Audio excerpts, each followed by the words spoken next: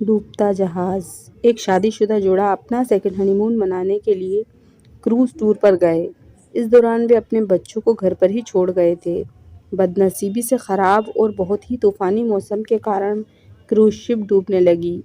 सभी लोगों की तरह वे दोनों भी अपनी जान बचाने के लिए लाइफ बोट एरिया की तरफ दौड़े, लेकिन वहां भी सिर्फ एक ही व्यक्ति के लिए जगह बची हुई थी। अपनी पत्नी को डूबती शिप पर छोड़ आदमी लाइफ बोट में बैठ गया।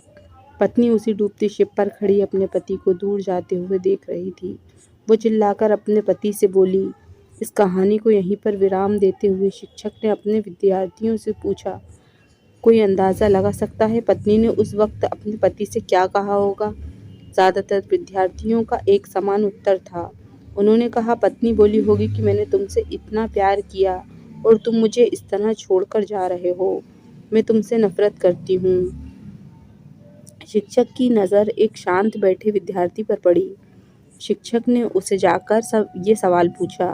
विद्यार्थी बोला, मुझे लगता है वह बोली होगी हमारे बच्चों का ध्यान रखना। शिक्षक को आश्चर्य हुआ और उन्होंने विद्यार्थी से पूछा, क्या तुमने ये कहानी पहले भी सुनी है?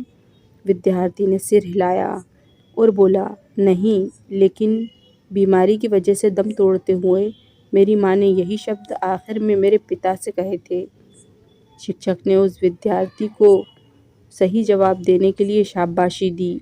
कहानी को आगे बढ़ाते हुए शिक्षक ने कहा, क्रूज शिप डूब गई और साथ में पत्नी भी।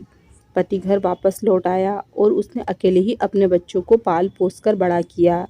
कई सालों बाद उस पति की भी मौत हो गई।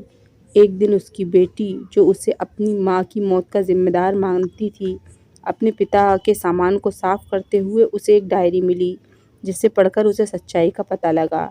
डायरी में लिखा था, जब उसके माँ बाप उस क्रूज पर गए थे तब उन्हें पहले ही पता था कि उसकी मम्मी को 3rd स्टेज कैंसर है और इसलिए वो दोनों आखिरी बार एक साथ ज़्यादा से ज़्यादा समय बिता सकें, इसलिए दोनों अकेले ही उस क्रूज शिप पर गए थे।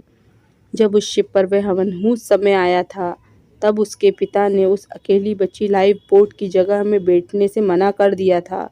उन्होंने डायरी में लिखा था कि वे भी अपनी पत्नी के साथ ही उस डूबती हुई शिप में डूब जाना चाहते थे, लेकिन सिर्फ और सिर्फ उनके बच्चों के लिए। अपनी पत्नी के कसम देने के बाद उनको उसे अकेला छोड़कर उस लाइफ बोट में सवार होना पड़ा। इस डायरी को पढ़ने के बाद बेटी फूट फूट कर रो पड़ी। शिक्षक ने यह कहानी यहीं ख़त्म की और पूरी क्लास शांति में डूब गई। ये शांति देख शिक्षक को पता चल गया कि वो इस कहानी के ज़रिए जो सीख अपने विद्यार्थियों तक पहुंचाना चाहते थे वो पहुंच चुकी है। इस दुनिया में अच्छे और बुरे हर तरह के लोग हैं, लेकिन कभी कभी परिस्थितियां ऐसी विकट हो जाती हैं कि आप बुरे और अच्छे का फैसला नहीं कर पाते। इसलिए कभी भी हमें कोई भी फैसला लेने में जल्दबाजी नहीं करनी चाहिए। सिर्फ बाहरी चीज़ों को जान लेने से किया गया फैसला कभी भी सही नहीं हो सकता। बिना किसी जांच पड़ताल के और बिना दूसरों का पॉइंट ऑफ व्यू समझे फैसला करना छोड़ दीजिए। तो उम्मीद करती हूँ आपको हमारी ये कहानी अच्छी लगी होगी। अगर आप आगे भी इसी तरह की प्रेरणादायक कहानियाँ सुनना चाहते हैं तो प्लीज़ हमारे चैनल को लाइक, शेयर और सब्सक्राइब ज़रूर करें और हमारी वीडियो देखकर अपना कीमती समय देने के लिए आप लोगों का बहुत बहुत शुक्रिया।